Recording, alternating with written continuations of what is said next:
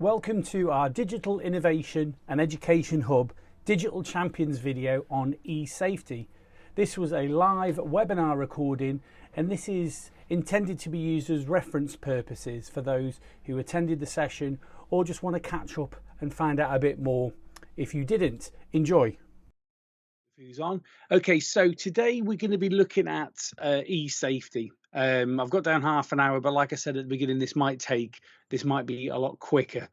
We're going to look at why is it important, exactly what does e-safety mean, cover the risks quickly, and then the majority of this talk is going to be about our top tips. Now, there's also links and resources and some demos that I want to show us all as well, which is good. Now, I've done this, and we've created this almost as the role of e-safety for the individual, but we're thinking as well about the individual within an organization, so it can apply to both. And we deliver this session or bits of this session to the Prince's Trust when we're working with them, or the YMCA, and it's something that we try and reflect on in terms of the resources on a monthly basis within the organization. Okay, so why? So look, you guys probably all know this anyway. It's never been more important to protect yourself online. So to have regular checks, use regular systems, do everything you can to give yourself peace of mind.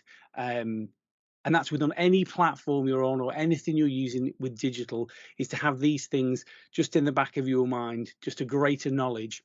And yes, because ultimately there is a constant battle out there between scammers and then those that protect us. So you could be in the best position to protect yourself through awareness, using different information, and maybe using some resources. So that's obviously why, but we know this. But what does it mean? So e-safety is a general term, more commonly known as online safety, and it refers to anything about being safe online. So this is individuals protecting themselves and others from harms and risks which could jeopardize information, personal information, if it's a business information, lead to unsafe communications, which we'll talk about in the tips, but then personally even affect your mental health and well-being. So when we talk about cyberbullying, that's an example, and so how to best put yourself in the best place to protect yourself from this. So look, I've put here, it applies to individuals as well as to those in the workplace. So e-safety, other people might say internet safety, cyber safety, e-security, online safety, they all mean the same thing. And it's a mixture of resources. It could be software that we'll talk about, or it could be just tips and things to do to protect yourself. And when we say online, in this instance, we're talking about any device that can connect or have access to the internet. So yes, your smartphones, your tablets, laptops, but also gaming consoles and any other devices. So as our Internet of Things, our array of bits of tech that can communicate online grows, then we need to think about e-safety in all those aspects as well. So consoles is a big one for those who play online. What are the risks? So look, these are the risks. You're probably aware of these risks anyway. Cyberbullying, identity theft, scams, exposure to inappropriate sites, online grooming and exploitation, but also viruses we could put in there as well. The possibility of hacking, which kind of might be linked to scams in a way. So all these things are a risk. And you want to mitigate those as you would any other risks within the workforce or workplace. Okay. So top tips. And again, some of this might seem incredibly obvious. And as a group, you might be thinking, this is obvious, Ben, but it's just a mantra that I keep saying, is just keep personal information professional and limited. So I'm an oversharer. I like talking, I like to share, and in the past it hasn't done me massive favors. Now online even more so. So don't overshare. So I've put it here, all aspects of your personal life don't need to be out there. And I personally use the kind of thought process of, would I share this with my grandma? If we're thinking in terms of an organization, if we were thinking of e-safety around a business, and let's say you were in charge of the social media or the marketing aspects of that business or that organization, then I would almost have a language around the social media and how we as an organization communicate. So what are we talking in the third person? How do we have a general kind of comms identity that other people then could post on your behalf, but keep personal information professional? Quite often, some people might want to respond. If we're thinking about what information you put out there, I often have a tendency, if I'm composing or writing something, is just to wait, get my initial thoughts out there, then wait and review it a bit further down the line, or give it to someone else to have a look through. But definitely keep your personal information limited, because already, and we won't look at it now, but you could find on available websites loads of information that exists about us as individuals already.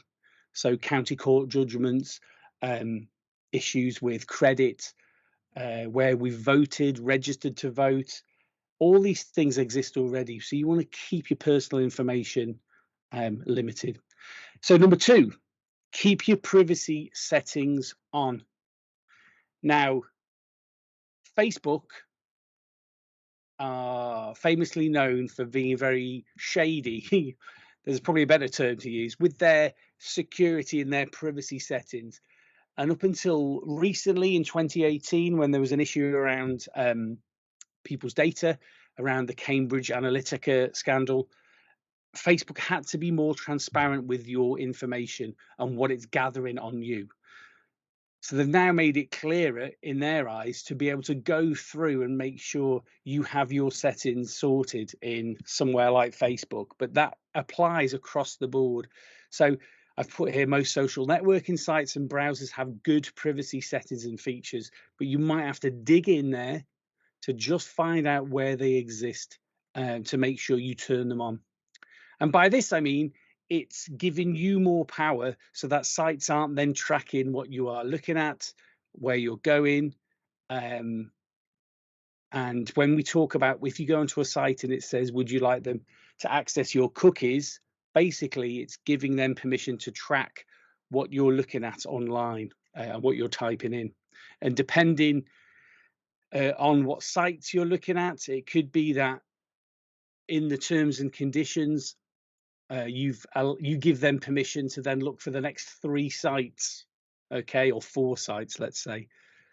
Up until recently, Facebook had permission to see everything you were doing, but so that's a bit dodgy, yeah. And that's an example when suddenly you type in red leather Dr. Martens, and then the next website you go on, down the side, the adverts are all for red leather Dr. Martens, let's say. And that's where the money is made. But anyway, you can take more control by making sure your privacy settings are up to date and on. Number 3, practice safe browsing. This might be obvious, but at the top of any search engine where you've typed in a domain name or done a search, you should see a small lock. The very first thing at the top left in the where the URL goes, where the web address goes, there should be a lock.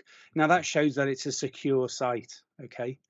If it hasn't got that, or it has got that, it might have this at the bottom where it says HTTPS, and the S stands for secure. So it's had to go through a rigorous process to get that secure certificate, okay? Now that means a secure site, you're going to be in safer hands putting in personal information, putting in bank details, let's say, or location, etc. if you've got the lock and if you've got the S. Those 2 things are the same, by the way. Certain browsers, such as Chrome, by Google are getting better at telling you if a site isn't secure. Okay, and this is what I mean about that chase, that kind of cat and mouse between those trying to scam us and those trying to protect us. So always make sure you're practicing safe browsing or anytime you're online. Okay. Number 4, make sure your internet connection is secure. This might seem obvious, but say if we're in Costa and we connect to their Wi-Fi, straight away you're giving them permission to have some information. It's a transaction. Here's my email address, and maybe in the terms and conditions they're going to track a little bit about what you're looking at or where you'll go, what you look, the sites you're visiting. But you want to make sure your connection is secure, and by that, I would be wary of inputting any information into any third party or organizations using their Wi-Fi. So I'm not going to stroll up to McDonald's, connect my laptop and start firing stuff in. The reason is you just don't know how secure it is. Now at home, you've got more control, and at work, you'll have control, and maybe the IT providers or the Wi-Fi providers, they will have rigorous control as well. So I would be wary of inputting any information if I was connected to another Wi-Fi. So I'm thinking right recently, being in hospital, connecting to the hospital's Wi-Fi. I just made sure all I was doing there was basic browsing, maybe doing some work on spreadsheets. How exciting! But I kept that to a professional minimum. If you're using your phone and you've got your own mobile data, so 3G, 4G or 5G, then it's okay. Number 5, be careful what you download. So viruses or malicious content, which is known as malware, can be attached to a text message. It can be attached to an attachment in an email. It could have a link. If anybody has got Facebook, the frequency of these scams are intense. If you go into your messages on Facebook and see some message requests, I guarantee there'll be some in there that'll go, wow, I've just seen this video of you, and there's a link. I'm not saying in every case, but 90% of the time, if you were to click on that, it could have something else attached to it. So be careful what you download. I always use my Gmail client, so my email client, which is Google Gmail, to download when I'm downloading anything that's attached, because it will already pre-scan it for me and let me know and say, look, we think there's a virus in this. I've then got an option to download anyway or to ignore. Now, if I'm looking at the person who sent it to me, and I know it's a trusted person that I've worked with, and their email address correlates, then I'll just download it, and maybe they've just used a different file format to send me something. But again, just be careful what you download. Again, if you're going onto trusted sites, you've got more protection. So if you've got the lock, if it says HTTPS, then you know that probably with greater confidence, everything you download from there will be secure and not going to have anything dodgy attached to it. 6, this is a huge one, and one I want to do a demo on later on in a minute. So choose strong passwords, and this, we could have done a whole session just on passwords. So at the moment, if you have a Samsung, but an Apple phone, maybe you've got face recognition. So instead of your thumbprint, it's using biometric sensors to use your face and your eyes and everything as your password. But everything else that doesn't, and you need a password, then you need to be very careful in the password you choose. Again, because bots, so computer programs, are getting far more slick and canny, in other words, to be able to try and hack in and break your password. So if your password happens to be your mother's maiden name or your pet's name, and it's just written in lowercase, then I'll show you in a second, but a matter of nanoseconds to crack that password. So passwords, you want a good mixture of uppercase, lowercase, maybe use letters, so alphanumeric, and maybe it's just 3 random words that you've put together. You can also use things like a password manager. So they manage all your passwords on your behalf through like a plugin with, say, Google again. Apple are great with their passwords and managing and saving them for you. But again, I would say have a really strong password for your emails, and then have obviously separate passwords for, say, your social media, and then a separate password. Oh, Joanne's come in. Sec. Hello, Joanne. Don't worry if you're just coming in. I'm just going through the top tips around e-safety. We're recording this webinar like the others, and so you can see what you've missed out at the beginning. So I'm just talking about passwords and about the importance of a strong password and what does that actually mean. So it's obviously a mixture of upper and lowercase. It might be, I would say, 3 random words or a sentence or something that is unique to you. It could be a song lyric. It could be a recipe or a favorite meal, or it could be anything. But avoid every year. Kaspersky launched publish the most common passwords in the world, and every year it's the same: 1, 2, 3, 4, 5. QWERTY, I love God, Mohammed. It's everything. It's all these, and they're the most common passwords. So you want something that's completely unique. And I was just saying, a great tip, and it took me a while to get this, is have one password which is just for your emails, and then have a completely separate password for your social media accounts, maybe a separate password for your shopping. So at that any point, if it's compromised and it gets leaked somewhere, that you know that you don't have to change your password on all of these sites that you're linked to, just this little section. Okay, so we'll have a demo about some of those in a minute. Okay, so make online purchases from secure sites. Again, it's the same as what we were talking about in terms of downloads.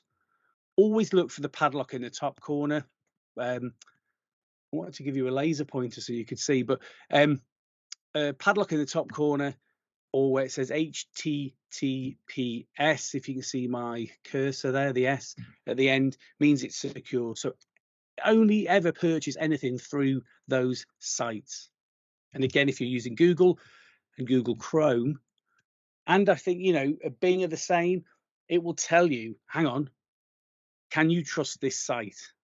They can't say with certainty, but they'll ask you, they'll say, can you trust this site? Are you on some random Chinese website trying to try and purchase a pair of red leather Dr. Martens? So can you trust them? Okay, so this kind of links to the first one in terms of keeping it professional and avoiding personal, but just the importance around this, number 8, is be careful what you post, right? Because there is no delete key. What I mean by this is you could post something and then go, do you know what? I'm going to just get rid of it and then erase it. But there's nothing to say that there isn't a digital copy somewhere. Okay. So someone could have made a copy, someone could have shared it, it could have gone anywhere. So everything, I would just think and double think before you post anything. And that's not just social media, that's anything, that's emails too. Again, this is maybe more for individuals in the wider context, but be careful who you meet online. Because obviously people can claim to be anything really. So just be cautious and be sensible. Again, we're seeing this, and I'll show you in a minute when I demo, that at some point our company email addresses have been shared somewhere, right? And so I could then go through and try and figure out where they've been shared. But at the moment, Alex and myself are getting quite a few requests, people coming forward going, hey, I specialize in X, Y, and Z, and I could be great for your company. and it's just a scam. It's just a complete scam. They've just taken someone else's picture, put it on like a resume, and shoved it in on a CV and shoved it in. So just be careful. Keep your software and antivirus program up to date. If you're running a PC or a laptop, then you will have, or you should have, some form of antivirus software built in. So this could be McAfee, it could be any number of antivirus software, but you want to just make sure it's up to date in terms of that kind of cat and mouse game that we're talking about. At every point, it's who's ahead of each other, just who's that step ahead. But you want to make sure that your software, so your operating system, be it on your phone, your tablet, or your laptop or computer, is up to date with the latest version. Just because you can just be that tiny step ahead when it comes to trying to beat viruses or scams. Right. I think that's it for the top tips.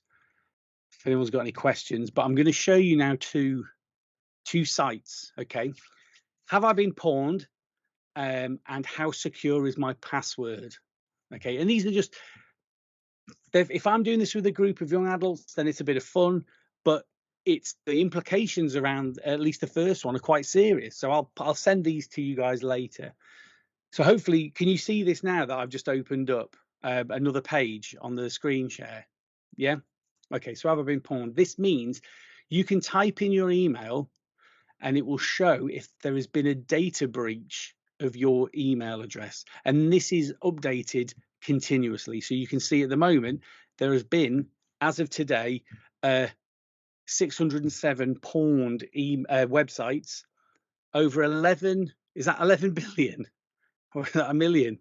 11 billion, let's say, accounts, and so on. So if we type in, and I'm going to type in my personal work email, sorry, ben@wavemaker.org.uk, and I can see if I've been breached, if there's been a data breach. It's telling me that there's been 4 data breaches, but no pastes. Right, let's have a look.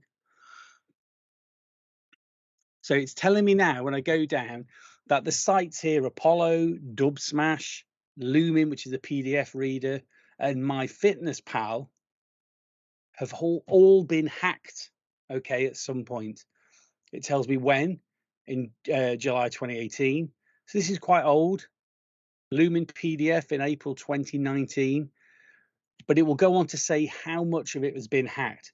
So a data breach with 126 unique email addresses. So when people say, oh, there's been a data leak somewhere, or there's been a data breach, this is what they're talking about. They're talking about a third party, so in this case, an app for Dubsmash or a piece of software for Lumin PDF has been hacked. So their protocols and their systems haven't been rugged enough, and that cat and mouse game, they've been hacked, and with it, 162 million email addresses have been released. But it also says, if we look down here, we can see it gives us a list of other things that have been attached to that data. And what I mean by this is, imagine if someone lost their little black book of addresses and it had everybody's address in, but as well as addresses, it also had who else works for the company, where you live, your titles, your name, your phone number, whether or not you respond to hey, hi, yo, and your social media profiles. It's the same thing.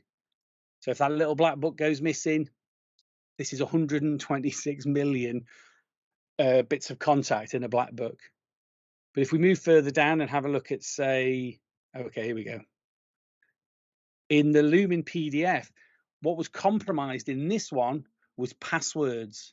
So that's an example where on a database somewhere, there is my email address for work along with 15.5 million other emails, but it's also got my password in as well. Now, that's not to say that instantaneously my email is going to get hacked, but if I've got the same password for my Instagram, my eBay, my Facebook, whatever it might be, then suddenly I've got a problem on my hands and I need to change everything. If at this point, and I did actually after this, um, to see that I'd been breached and my password, I changed my work email password and made it quite complex. So that's a great site to just put in. You know, if I put in, I've got other past email addresses. So these are silly ones that I have just for signing up to mailing lists or for other sites. So 8 breaches. So just collection credentials, Last FM, MySpace. Good Lord, well, this is going back a bit. But you can see where it's coming from and what's been breached. And again, it's telling us a few things here. So step 1, protect yourself using a good password, which is what we're going to talk about. 2-factor authentication is something which is more common now than before. If I was to, I might get a ping on my phone to say, hang on, there's unusual activity on your Gmail account. And it's because maybe I've logged in on a different laptop and it'll say, is this you? And you go, yes. So that's 2-factor authentication. It's a mouthful, but it just gives you that extra peace of mind. More websites now or secure sites will maybe ping you a code. If you want to add someone in your bank account, it might ping you a text message to your phone or send you an email just to verify. And that's what 2-factor authentication is. And then the other one I'm just going to show you quickly is how secure is my password. So again, this is not definitive in terms of if you have a rubbish password, you're in trouble, but it's just talking about how, again, you can better prepare yourself and mitigate risks. So, oh, come on, where is it? Okay, what's that? Security.org. Sorry, everybody. Right, here we go. I'll change that link as well. So I'm going to put my password in now, and it's going to tell me how long it would take a computer program to hack my password. Now, I'll put the password that was in that breach. It was just a word. Ridiculous if I think about it, but I'll put it in anyway. So it would take 400 milliseconds for a computer program to crack my password. Again, that's not a guarantee, but what it means is if there was a computer bot, like you see on like a spy film, and it's trying to fire 1,000 combinations to try and figure out what my password is, it would only take a computer 400 milliseconds to get my password. So my new password for work is,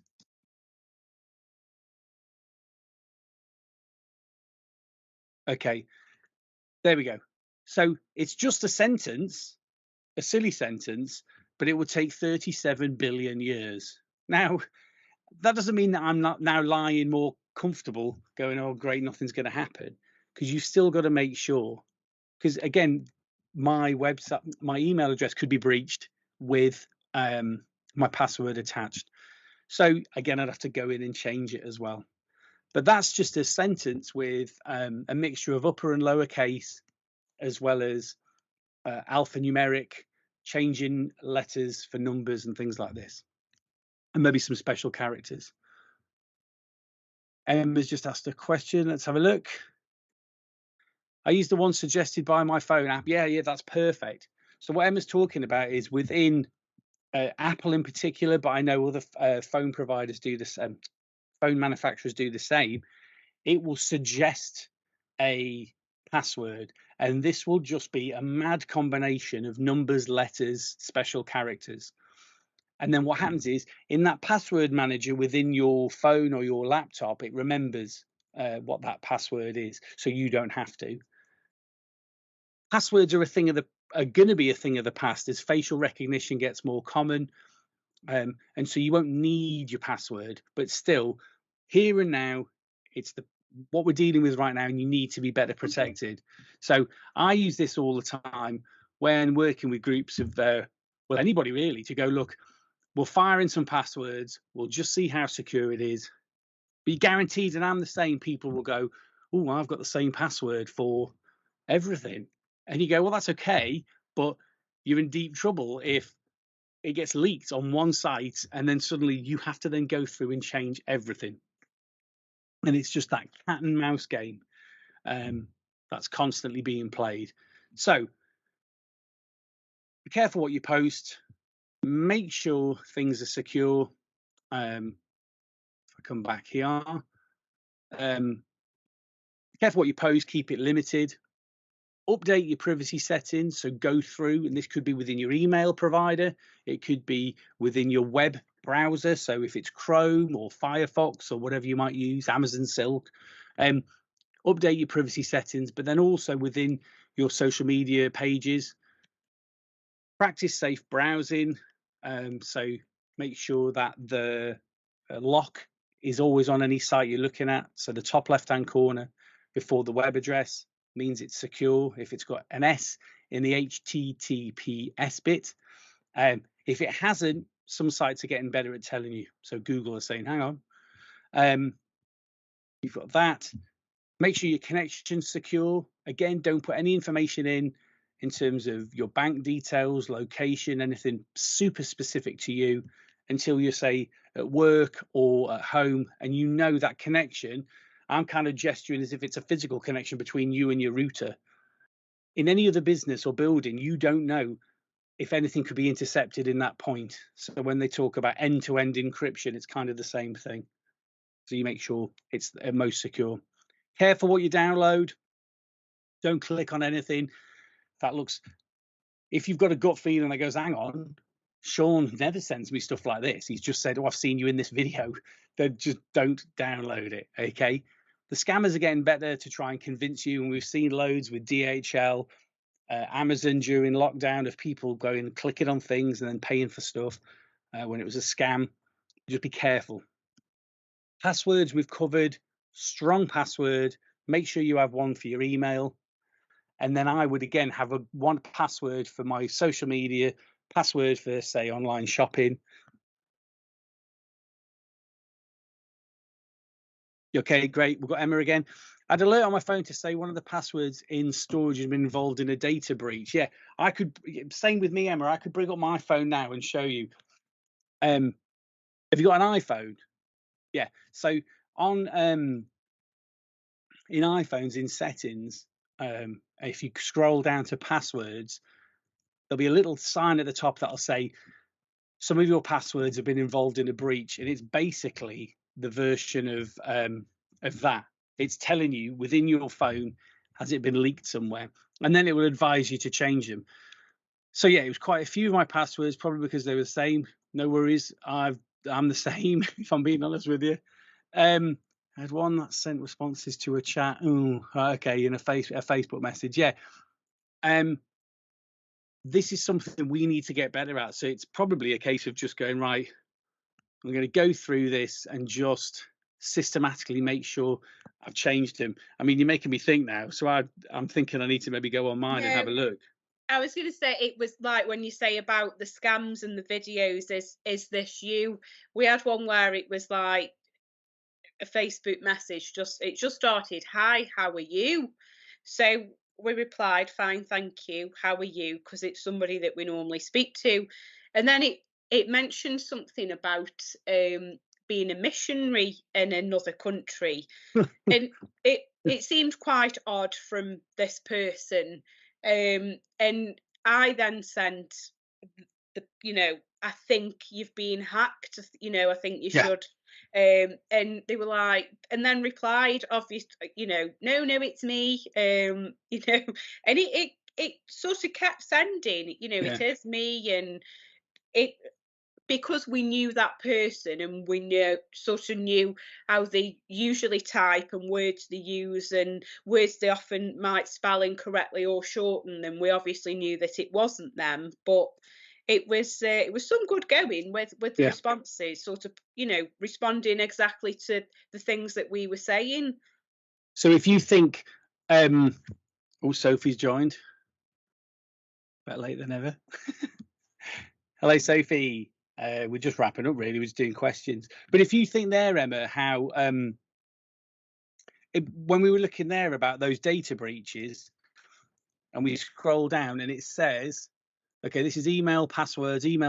But when I did my work email address, and I saw here it said, where was it? There was one that said, here we go, salutations. Okay, that's exactly that. You know, if that information is leaked on a database, which say on the dark net or wherever someone could get access to, we could do that. We could go online now and get access to millions of email addresses if we wanted to spam people. The difference is, because people are trying to get better, if it's got the salutations in there and it knows on that list, it will just say Ben McManus, it'll say ben at wavemaker.org.uk, Stoke-on-Trent, and salutations. I always say, yo, how's it going? I mean, I don't, but if that's how I began every email, then it gives yourself or any other recipient more confidence that it is me. And then you've got the shoe in to go, could you just lend me some money or whatever it might be? And this is where it's gonna get more and more difficult, because it's gonna get more intelligent. You know, I say it, but I mean the information that's gathered, and we're gonna have to be more vigilant and play kind of like detective almost, to just go, hang on, Chris doesn't normally say this, or like you said, he's typing like old English as opposed to Stoke or whatever. But yeah, so I've just gone on mine now. I don't know if you can see. If I stop sharing this, you probably can't because I've got my goddamn screen on. I've got here 35 security recommendations. So Twitter, Facebook, Instagram, Amazon, Instagram, Teams, Marks and Spencers, Spotify, and it's all telling me to change my password on. But I can look at these. These are all in date order. So these are all old, which is cool. And I've got numerous, so like Nintendo, that I'm sharing here. So all my kids have got a Nintendo account. So all their accounts have been compromised in terms of their passwords, but it's something that I should be on top of, considering I'm leading this session. Has anybody else got any other questions? How have you found that, Ben? What have you just gone on to find that? Okay, let me just, if I turn off my background effects, then hopefully it's all going to go a bit green. So apologies. Right, let's see if this works. I did have, who was asking that? Was it Donna? Yeah. Sorry, I did have like a special camera that we could put over my phone, but I haven't brought it with me. So I've just gone into, on my iPhone, I'm in settings, and I scroll until it says passwords, a bit further down. Now, to get into my passwords, I need to use my face. So this is what I mean by biometric. And then at the top there, it says security recommendations, and it says 66. So there's 66 potential breaches. I click on that, and it just lists them all. Google, Twitter, Facebook, Instagram, Amazon, Instagram, Marks and Spencers. My password's too easy to guess. Yeah. And it will tell you what, you know, if it's appeared in a breach or if it's something that should be changed. I'm guessing that's something you can do also on Android. Yeah, it will be. It will be. I haven't got my Samsung with me to double check, but it will be. It'll be the same, because Apple have tried to take the high road here, which is a bit fresh coming from them, but to be seen as the tech giant which is all concerned about privacy. Okay, so on the Apple phone, when you download a new app, a thing will pop up to say, ask this app provider not to track you, and you can say, don't track me, and then instantly it stops tracking you, because anything that's free you're giving up something to get it for free. Okay, so if you're playing Candy Crush, I don't know, whatever, you are giving them something if it's a free app. Yeah. So Apple are leading the way at the moment to ask companies not to track you. And I think it's only a matter of time before that's kind of commonplace throughout everybody. And then if I was put my little predictive hat on, I would say within the next 5 years, possibly, your data, my data, our data will be the most valuable thing in terms of what we do online. And companies will want that data, and they will come to you or me individually to give us incentives to give that data. What I mean by that is, I can't remember what insurance provider, might be Aviva, have teamed up to give out Apple Watches to people who take out life insurance, because they want to know, are you healthy? Are you doing exercise? Are you going to McDonald's? Whatever it might be. They want your information because in the long run, it saves them money, because if you're constantly out till 4 a.m, raving, sleeping till 2, I don't know, not doing any exercise, you've got dodgy heart problems, all these things, they're like, hang on, he's a problem. We need to charge him more for his life insurance cover, let's say. So your data is the thing you think I think we will manage. So companies will go, hey, Emma, I'll give you 20% off your next holiday if you let us know all the restaurants you go to, what websites you visit, everything else within that period of time. And people go, yeah, okay, or not. Right, Sophie, you've got your hand up. Yeah, it's just a question about the cookies really, and the tracking. On some websites it says you have to sort of accept the cookies because it won't work correctly. Is that a bit of a that's total yeah. yeah. So Okay, I'll keep this. Yeah, no worries, Emma. See you later. Enjoy. Have some ice pops or something.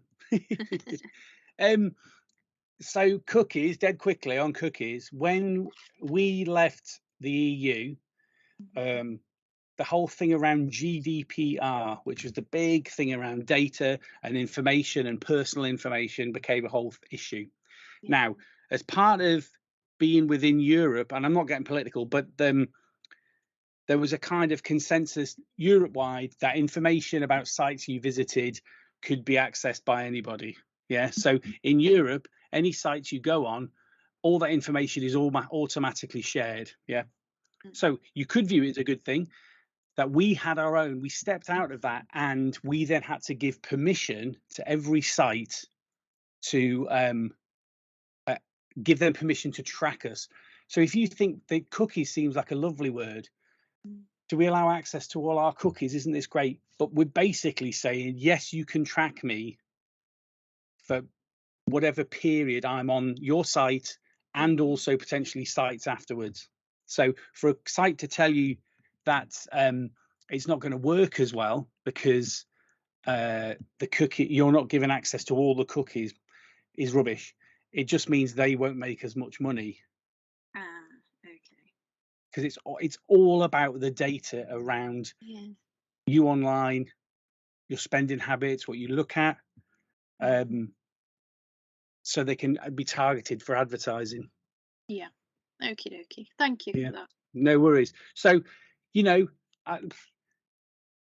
I will, if I'm reading a news story and it says allow cookies, to be honest, 9 times out of 10, I just say yes. You know, I want to read the news story, allow my cookies, and then I just turn off my phone after, close down Safari or Google Chrome.